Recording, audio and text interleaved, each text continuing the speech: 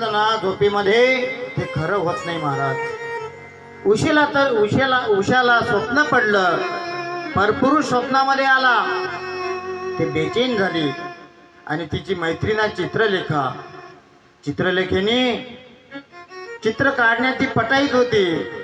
तिने एटीडीची परीक्षा दिलेली होती। चित्रलेखेने चित्र काढण्यात पटाईत होती आणि उषेने सांगितलं चित्रलेखा, माझ्या स्वप्नामध्ये रात्रीला एक परपुरुष आलेला आहे, पण मी त्याला ओळखत नाही आणि त्याला तुला आणायचं आहे माझ्याकडे।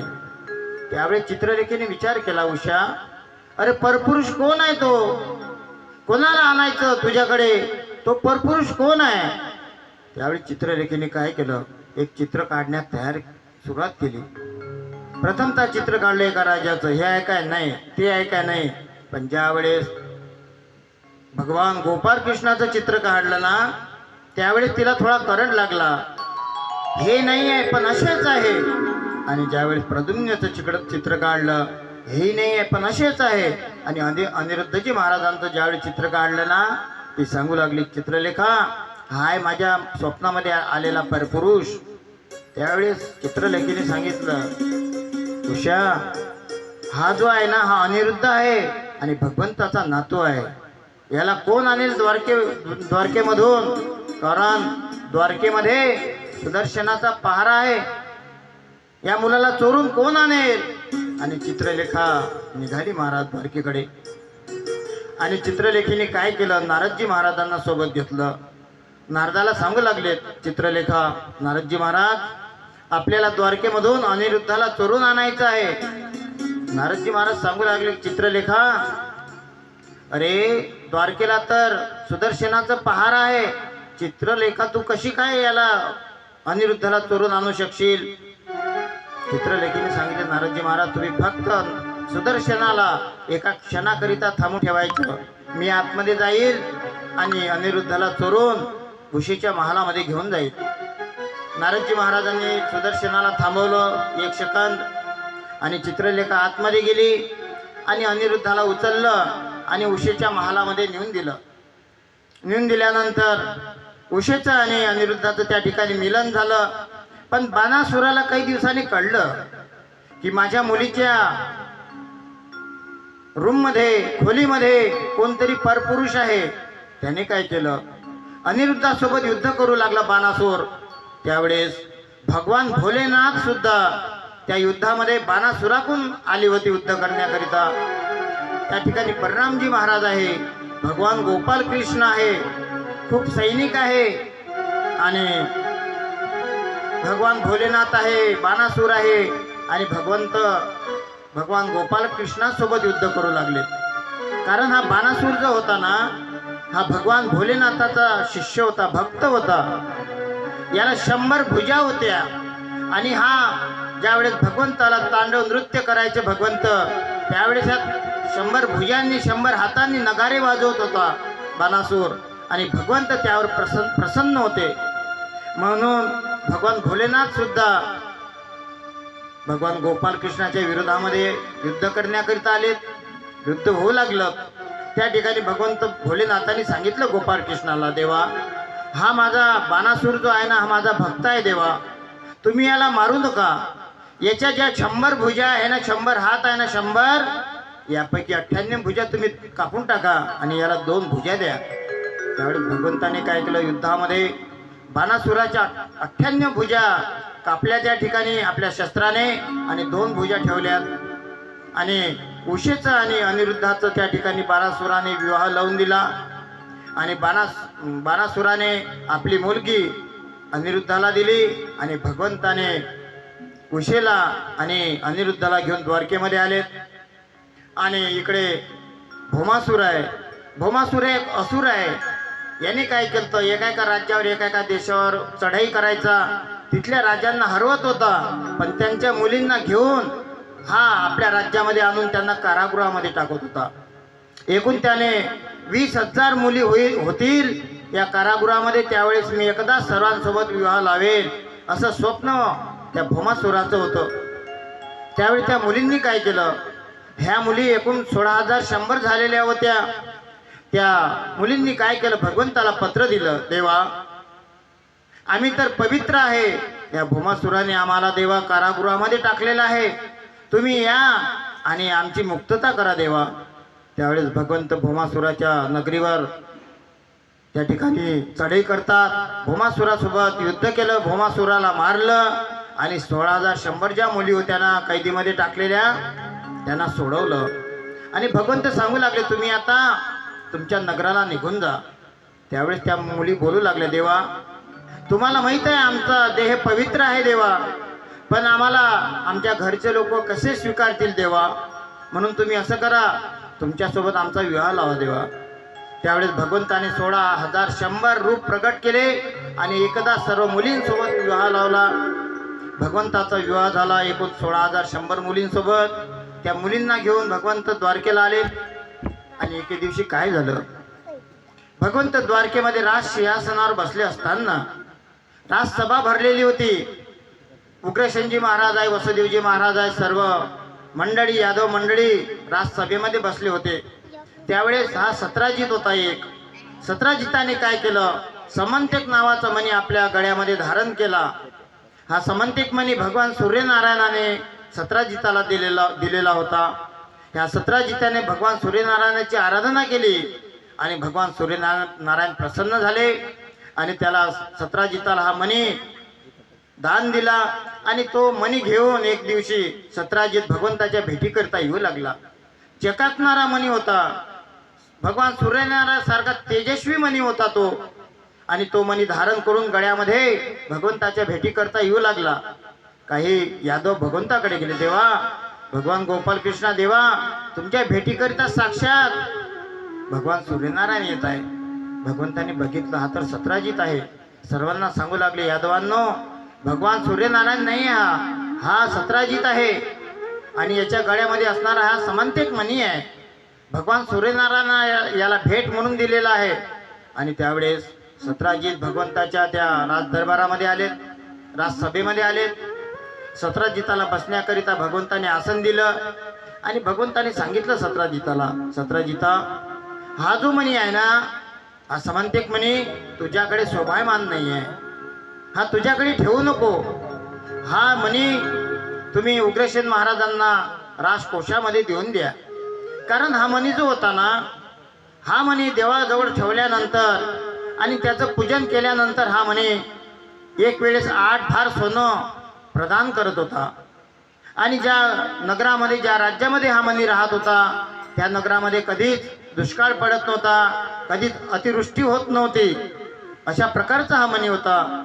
आणि एका वेळेस 8 भार सोनं हा देत होता मणी. सत्राजिताने सांगितलं, कृष्णा मी कष्ट केलेले आहे, मी भगवान सूर्यनारायणाला प्रसन्न करून हा मणी कमावलेला आहे, मी उग्रसेन महाराजांना मणी देणार नाही.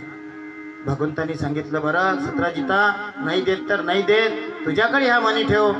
आणि सत्राजिताने तो मणी धारण केला आणि पुन्हा आपल्या नगरामध्ये निघून गेले. दुसऱ्या दिवशी काय झालं, सत्राजिताचा भाऊ आहे प्रसेनजित.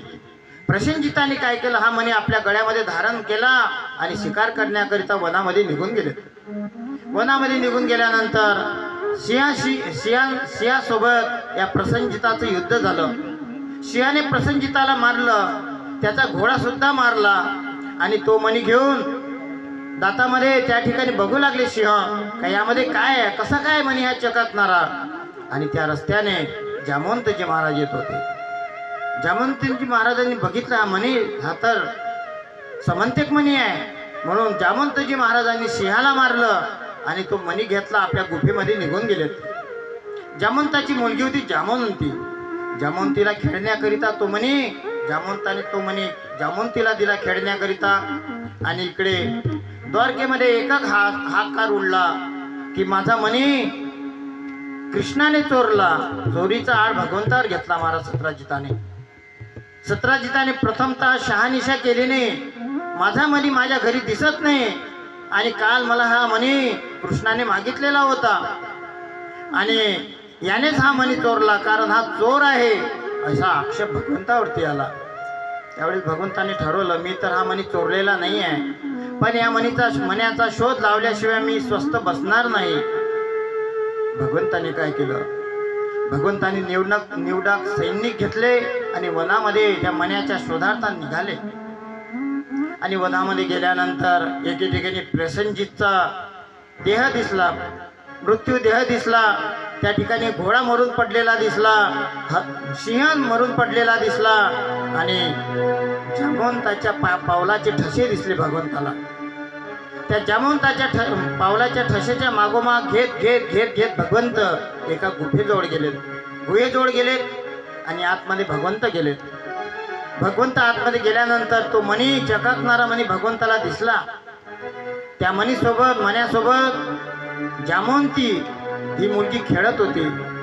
आणि भगवंताने विचारलं जामवंतीला, तू कोण? तिने सांगितलं, मी जामवंताची मुलगी आहे जामवंती. हा मणी तुझ्याकडे कसा काय आला? तिने सांगितलं, हा मणी माझ्या वडिलांनी मला दिलेला आहे. त्यावेळी भगवंतानी सांगितलं, हा मणी मला न्यावा लागेल. ती ओरडली, हा मणी मी तुमच्याकडे देणार नाही, कारण माझ्या वडिलांनी आणलेला मणी आहे, मी देणार नाही. त्यावेळी जामवंत झोपलेले होते आणि जागृत अवस्थेत झाले आणि भगवंतासोबत युद्ध करू लागले जामवंतजी महाराज. 18 दिवसापर्यंत युद्ध चाललं. त्या काळामध्ये देवी भागवतामध्ये आलेली कथा आहे.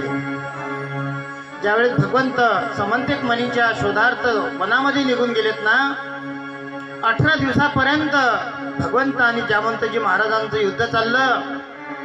त्यावेळेस वसुदेवजी महाराज आणि देवकी मातेने द्वारकेमध्ये काय केलं? देवी भागवतामध्ये आलेली कथा आहे. वसुदेवजी महाराज आणि देवकी मातेने 18 दिवसापर्यंत देवी भागवत त्या ठिकाणी पारायण केलं महाराज. देवी भागवताचं कशाकरिता केलं? पारायण कशाकरिता केलं? माझा मुलगा कृष्ण सुखरूप घरी यावा, परत यावा म्हणून वसुदेवजी महाराजांनी देवकी मातेने 18 दिवसापर्यंत देवी भागवताचं पारायण केलं. आणि जामवंतीजी महाराजांचं आणि भगवंताचं 18 दिवसापर्यंत युद्ध चाललं. पण एके दिवशी भगवंताने शेवटल्या दिवशी जामवंताला हरवलं आणि जामवंतजी महाराज भगवंताला शरण आले, देवा तुम्ही कोण आहे? साक्षात माझे प्रभू रामचंद्र तर नाही ना? कारण जामवंतजी महाराज त्रेतायुगामधील प्रभू रामचंद्रांच्या सैन्यामधले एक सेनापती होते. जामवंतजी महाराज बुद्धिवान होते जामवंतजी महाराज. त्यावेळेस भगवंतांनी सांगितलं, जामवंता अरे त्रेतायुगामधील मी राम आहे आणि द्वापार युगामध्ये माझं प्रागट्यीकरण कृष्ण म्हणून झालेलं आहे. आणि जामवंतजी महाराज शरण गेले भगवंताला. आणि त्यावेळेस भगवंताने प्रभू रामचंद्र आहे, सीताई आहे, लक्ष्मणजी महाराज आहे, हनुमानजी महाराज आहे, या झाकीमध्ये जामवंतजी महाराजांना दर्शन दिलं. महाराज कृतकृत्य झाले जामवंतजी महाराज. आणि जामवंताने सांगितलं, देवा ही माझी मुलगी आहे जामवंती, हिच्यासोबत तुम्ही विवाह लावा. आणि हा जो मणी आहे ना समंतिक मणी, हा मणी मी तुम्हाला सप्रेम भेट देईल देवा. म्हणून भगवंताने जामवंतीचं पाणी ग्रहण केलं आणि तो मणी घेऊन द्वारकेमध्ये येऊ लागलेत आणि जामवंताला मोक्षाची प्राप्ती करून दिली भगवंताने. तो मणी घेऊन भगवंत द्वारकेमध्ये आलेत. द्वारकेमध्ये आल्यानंतर सतराजिताकडे गेलेत. सतराजिताला सांगू लागले, सतराजिता माझ्यावरती तू खोटा आट घेतलेला आहे आणि हा तर म्हणे तुझ्या भावाने प्रसन्नजिताने वनामध्ये घेऊन गेलेला होता, हा मणी घे तुझा. भगवंताने तो मणी समंतिक मणी सतराजिताला वापस केला. त्यावेळेस सतराजिताला खूप दुःख झालं महाराज. सतराजित म्हणू लागला, देवा मी तुझ्यावरती खोटा आड घेतलेला आहे, माझं दुःख मला परत कर, मी तुझ्यावर खोटा आड घेतलेला आहे. आणि सतराजिताने सांगितलं, कृष्णा ही माझी मुलगी आहे सत्यभामा, हिच्यासोबत तू विवाह लाव. आणि सत्यभामासोबत विवाह लावला भगवंताने. जामवंती आहे, सत्यभामा आहे, कालिंदी आहे, लक्ष्मण आहे, तृंगा आहे, भद्रा आहे, नग्नजिती आहे, सत्य आहे, अशा प्रकारच्या एकूण 8 पट्टे राण्या आहे भगवंताला. आणि 16,100 भोमासुराकडल्या सोडलेल्या, अशा प्रमाणे एकूण 16,108 पत्न्या आहे भगवंताला. एक महाल तयार केला द्वारकेमध्ये भगवंताने एका राणीकरिता. पण तुकोबराय काय बोलतात, 16,108 बाया असताना सुद्धा तुकोबराय बोलतात,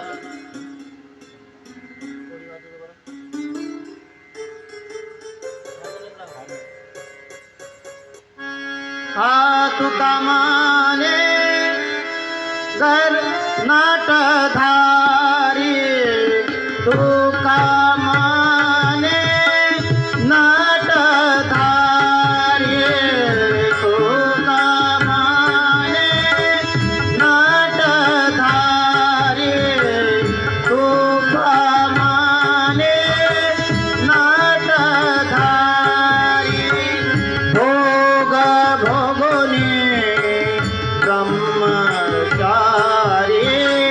भोग भोगुनी ब्रह्मचारी तुका माने नाटधारी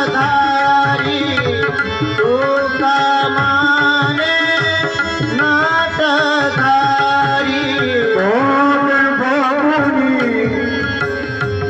भोगुनी ब्रह्मचारी भोगुनी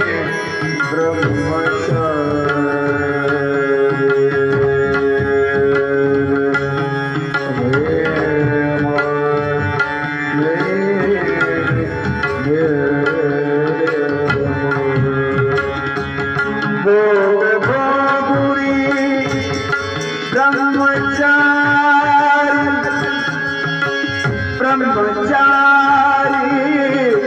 ब्रह्मचारी भोग भोगुनी ब्रह्मचारी ब्रह्मचारी तुका माने नटधारी तुका माने नटधारी तुका माने नटधारी नटधारी नटधारी. अशाप्रमाणे भगवंताला 16,108 पत्नी असताना सुद्धा तुकोबराय बोलतात तुका म्हणे नटधारी भोग भोगुनी ब्रह्मचारी. भगवान ब्रह्मचारी आहे. अष्टदा प्रकृत्या 8 मुख्य पत्न्या म्हणजे 16,100 वेदातील ऋचा आहे. अशाप्रमाणे भगवंताला 16,108 पत्नी आहे. द्वारकेमध्ये सुखाचा संसार चालू आहे भगवंताचा. एका एका पत्नीला 10-10 मुलं जन्माला आलेत आणि एक एक मुलगी आहे. जामवंती जर सोडली ना प्रत्येक पत्नीला 10-10 मुलं एक एक पत्नी मुलगी आहे भगवंताला. आणि जामवंतीने भगवंताची तपश्चर्या केली सूर्यनारायणाची आणि भगवंत सूर्यनारायणाने तिला एक मुलगा दिलेला आहे. त्याचं नाव साम आहे. असा भगवंताचा संसार चालत असताना आणि एके दिवशी नारदजी महाराज द्वारकेला आले. भगवंताची दिनचर्या बघण्याकरिता नारदजी महाराज द्वारकेला आलेत. भगवंताचं पूजन सर्व जग करतात महाराज. कारण भगवंत जगद्गुरु कृष्ण म्हणजे जगद्गुरु. जगतामध्ये 3 गुरु जगद्गुरु होऊन गेलेत. एक कृष्ण म्हणजे जगद्गुरु, एक शंकराचार्य जगद्गुरु आणि एक जगद्गुरु तुकोबराय. जगतामध्ये 3 जगद्गुरु होऊन गेलेत. त्यापैकी भगवंत एक जगद्गुरु आहे. हे सर्व जगाचे गुरु आहे. यांचं पूजन सर्व जग करतात भगवान गोपाल कृष्णाचं. पण भगवान गोपाल कृष्ण कोणाचं पूजन करतात? भगवान गोपाल कृष्ण जे भागवतामध्ये भक्त आलेले आहे.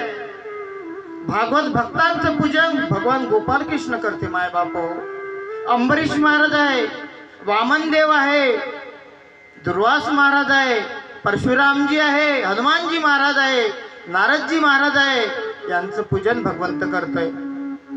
भागवत भक्तांचं पूजन भगवंत करते. एके दिवशी नारदजी महाराज आले. भगवंताला सांगू लागले, देवा तुला तर 16,108 पत्नी आहे आणि एखादी मला देऊन दे देवा. कारण भगवंताने नारदाला सांगितलं होतं, नारदा अरे तू ब्रह्मचारी आहे.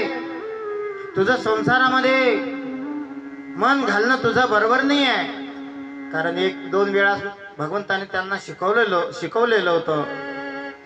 परीक्षा घेतलेली होती नारदाची आणि भगवंताने सांगितलं, नारदा ज्या ठिकाणी मी तुला दिसणार नाही, ज्या महालामध्ये मी राहणार नाही, त्यांच्यासोबत तू विवाह लाव. प्रत्येक महालामध्ये नारदजी महाराज जाऊ लागलेत आणि जामवंतीच्या महालामध्ये झालेले भगवंत शयन करीत होते. सत्यभामाच्या महालामध्ये गेल्यानंतर भगवंताची देवपूजा करत होते, भक्तांची देवपूजा करत होते. असं प्रत्येक महालामध्ये भगवंत दिसू लागलेत. आणि ज्यावेळेस नारदजी महाराज रुक्मिणी मातेच्या महालामध्ये आलेत ना, त्या ठिकाणी रुक्मिणी माता हार घेऊन उभी होती. कारण भगवंताने सांगितलं होतं रुक्मिणीला, रुक्मिणी, नारदाला आपल्याला कुठंतरी हे करायचं आहे, सतर्क करायचं आहे, संसारामध्ये पडू द्यायचं नाही. कारण तो ब्रह्मचारी आहे, आपला भक्त आहे तो नारद, म्हणून याला कुठंतरी शिकवायचं आहे आपल्याला. आणि नारदजी महाराज रुक्मिणी मातेच्या महालामध्ये आल्यानंतर नारदजी महाराज एकदम त्या ठिकाणी प्रसन्न झाले, आनंद झाला नारदजी महाराजांना. नारदजी महाराजांना असं वाटू लागलं की भगवंताची पट्ट राणी मला आता मिळणार आहे. त्यावेळेस रुक्मिणी मातेने सांगितलं, नारदा, अरे तुला जर माझ्यासोबत विवाह लावायचा असेल ना, त्या ठिकाणी एक सरोवर दिसते ना, सरोवरामध्ये आंघोळ करू नये. नारदाने काय केलं, विना बाजूला ठेवून दिला आणि सरोवरामध्ये एक बुडी मारली. सरोवरामध्ये जशी बुडी मारली ना, नारद की बी होई बी नारदीन, नारदजी महाराजांची नारदीन झाली, असंख्य मुलं झाली. स्वप्न पडलं नारदजी महाराजांना त्या ठिकाणी. कारण त्या सरोवरामध्ये माँ पार्वतीने श्राप दिलेला होता त्या जागेला. कारण या ठिकाणी कोणीही मनुष्य जर आला ना, हा स्त्री रूपामध्ये प्राप्त होईल, हा श्राप माँ पार्वतीने दिला होता. म्हणून नारदजी महाराज नारदीन झाली. त्यावेळेस नारदजी महाराज भगवंताची विनवणी करू लागलेत. नारदजी महाराज सरोवराच्या बाहेर आले आणि एकदम रुक्मिणी मातेचे चरण कमळ पकडले. माता, माझ्या हाताने चुकी झालेली आहे, मी तुला माझ्या पत्नीच्या रूपामध्ये बघितलं माता, माझी चुकी झालेली आहे. अशा प्रमाणे नारदाची फजिती केली. आणि 10व्या स्कंदाच्या उत्तरार्धामध्ये 80 क्रमांकाच्या अध्यायामध्ये एक सुंदर चरित्र येते महाराज, एक सुंदर चरित्र येते. ते आपण चरित्र बघूया. तत्पूर्वी 2 मिनिटं संकीर्तन करूया.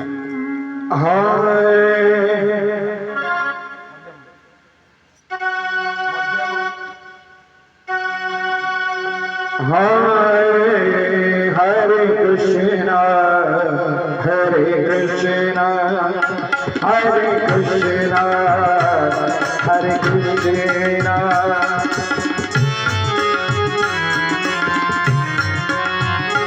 हरे कृष्णा हरे कृष्णा हरे कृष्णा हरे कृष्णा हरे कृष्णा हरे कृष्णा हरे कृष्णा